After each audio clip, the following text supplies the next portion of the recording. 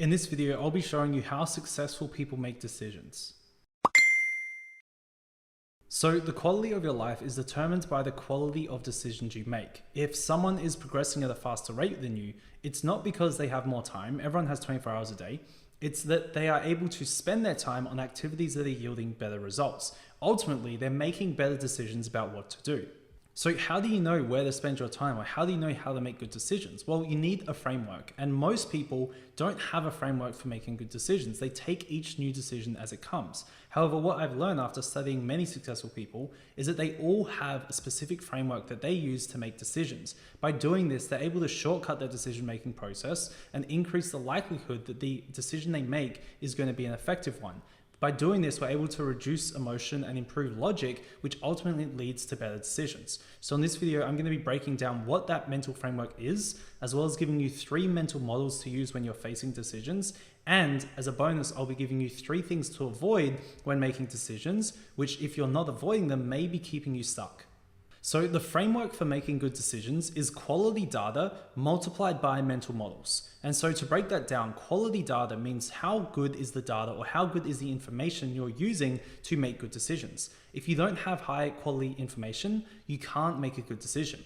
An example of this would be if I showed you a very pixelated image and I said, "What's in this photo?" Chances are you wouldn't be able to tell me. On the other hand, if I showed someone else the same image, except this time it was high resolution and clear, they might be able to tell me, "Oh, it's a dog."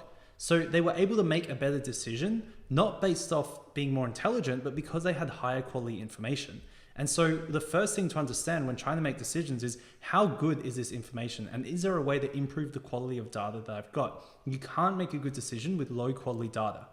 The second half of the equation is mental models. And so a mental model is a mental framework that you use to make a decision through. You can run any decision through a series of mental models, and typically the more you use, the better. By doing this, you're able to shortcut your decision making and ultimately come to a better conclusion. So I'll be giving you 3 mental models that I use every day. And these are mental models that many successful people use to make good decisions. So the first is called second order consequences.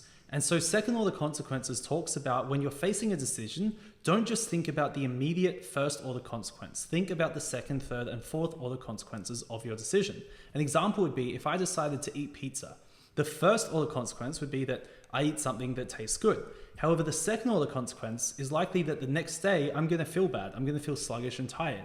And so understanding second order consequences in everything you do is very important. Just because something might be good in the short term, chances are it may be detrimental in the long term. And the things that may seem negative in the short term, for example, giving up the pizza in exchange for eating something healthy, ultimately lead to better results long term. So the first framework is second order consequences. The second framework is called asymmetries. And so typically when we're trying to make a decision, it's easy to decide between something that's good and something that's bad. Where we get stuck is when we're trying to decide between 2 things that are good.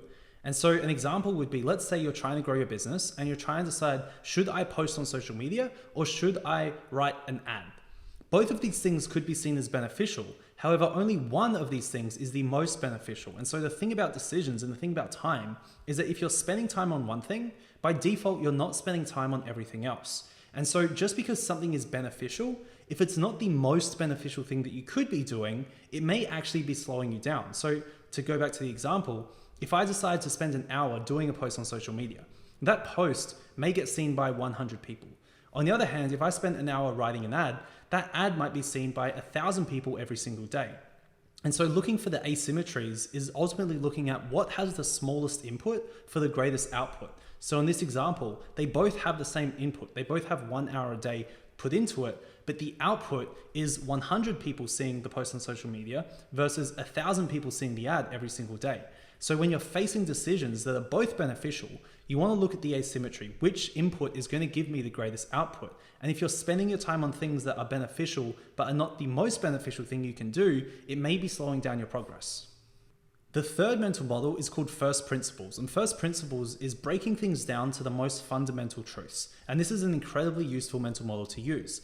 Let's say, for example, you decide to run Facebook ads and you're running an ad and it's not working. You might think all sorts of things. You might think that my market's not on Facebook. It might be that Facebook ads don't work. You might think a whole number of things. But if you use first principles, you can break it down to its fundamental truths. What is advertising? Advertising is putting a message in front of people. And so if your Facebook ads aren't working, it's either the wrong message or it's the wrong people. That's really as complicated as it needs to be. And so by understanding that and using first principles, you can break that down and you can figure out, am I saying the wrong thing in the message or am I saying it to the wrong people? So you can break it down to the fundamental truths and from there make a more accurate decision about how to solve the problem. So they're the 3 mental models that you can use when making decisions. If you'd like to learn more mental models, I'd suggest a book. It's called Super Thinking. It is an entire book filled with mental models. And the more mental models you're able to understand and use, the better your decisions will become. So learning these different mental models and using them every time you have a decision is a very beneficial thing to do. So now let's talk about the 3 things to avoid when facing a decision. And these are called mental biases. So every human has inbuilt cognitive biases, and these will affect your ability to make decisions. Again, there are more than 3, but I'm going to give you 3 of the main ones that may be causing you to make bad decisions. So the first is called availability bias. So as humans, we rely on information that we've seen recently, and we weigh that information greater than information we've seen previously. So an example of this would be if you were doing sales calls, and let's say your last 3 sales calls, everyone told you no. It's very likely that your mentality around sales calls will be that you're no good and people tell you no. Even if before those last 3 calls, you're actually doing quite well. It's because the most recent information is weighing heavily on your decisions. You have an availability bias based on the recent information you've seen. So when making decisions, understand availability bias and look at information holistically. Don't just look at the most recent information you've got, but look at all of it. And by doing this, you'll avoid availability bias. The second is called disconfirmation bias, and this is ignoring information that proves you wrong. As humans, we don't like to be wrong, and so if we encounter information that might prove us wrong, often we can ignore it so that we believe that we are right. However, by doing this, we can go down the wrong path. And so not attaching yourself to your ideas or your opinions is an important skill to have.